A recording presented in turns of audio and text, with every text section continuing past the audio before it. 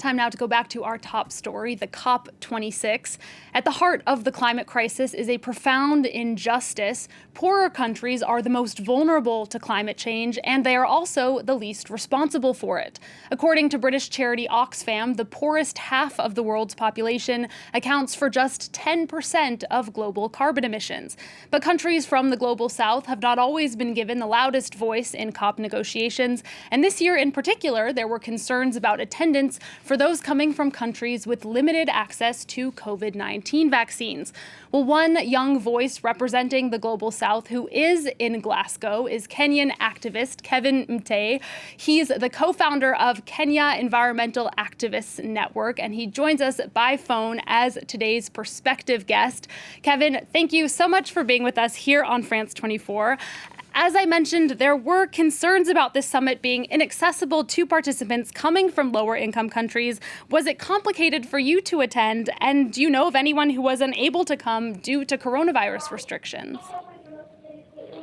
Thank you very much.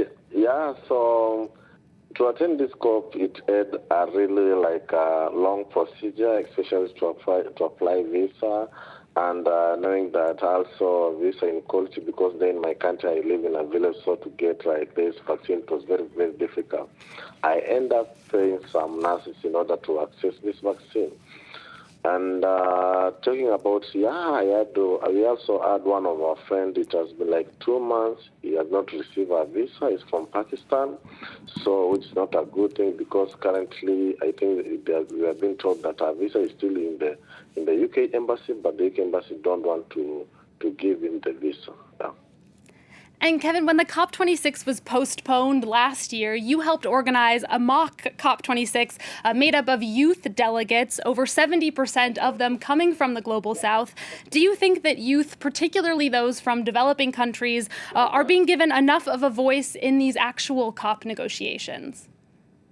Yeah. Most of them, especially last year, we organized a mock COP to show the world, especially the leader, that we need also for the youth to organize this COP because we are capable of organizing this. The way we have been doing street organizing strike tries to pressurize our leader. So yesterday I was at COP venue, and it's really, really sad that you can count especially people from Africa. You can count them because they are not many, but people from the other Western global North, there are so many.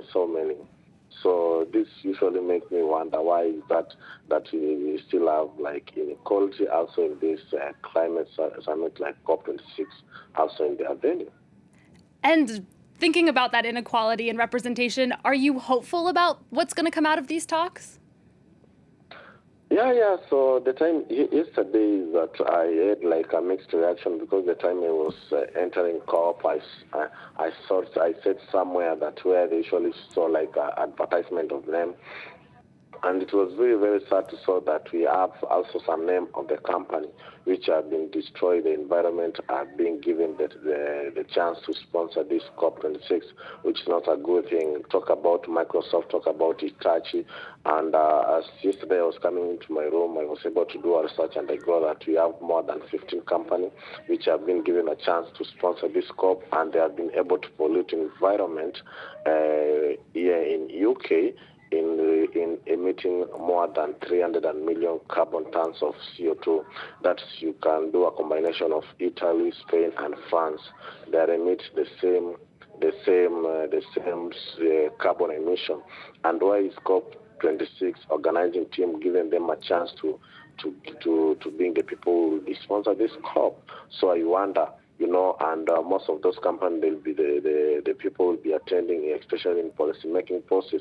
So they have the upper power to control policy-making process, especially in this venue and this room where youth can get access because we are just given unlimited access, 4, because I was talking, Kenya was given a 4 slot and each country was given a 4 slot. And what about this company are being sponsored? They have a power in this policy-making process. So I hope this COP will be successful because I wonder if this COP will not be successful, in which time are you going to have the same successful COP like that was held in Paris? They came up with Paris Agreement. And Kevin, you said you thought Paris's COP was a successful one. What actual specific commitments will need to be made this time around in order for you to consider this a successful conference? Okay, mostly just in order for this COP to be successful, just make sure you have included youth in this policy-making process, people from most affected area. I'm talking about MAPA people because they're the one who are being affected by climate change, so they need their voice to be heard during this policy-making process. And also they must make sure this time they have been able to come up with how they are going to maintain 1.5 degrees, because you're having this most of the countries, especially in global north, they have been emitting a lot of carbon, and this is what leads to global warming and other things in different, especially in MAPA country, in global south country.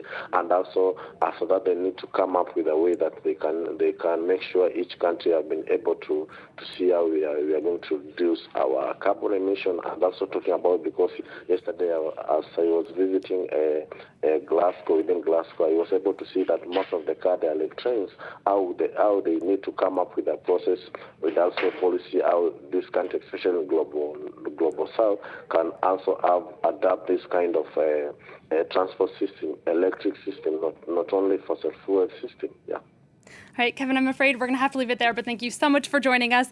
Kevin Mtai, a Kenyan climate activist who is currently at the COP26 in Glasgow. Thank you so much for joining us on France 24.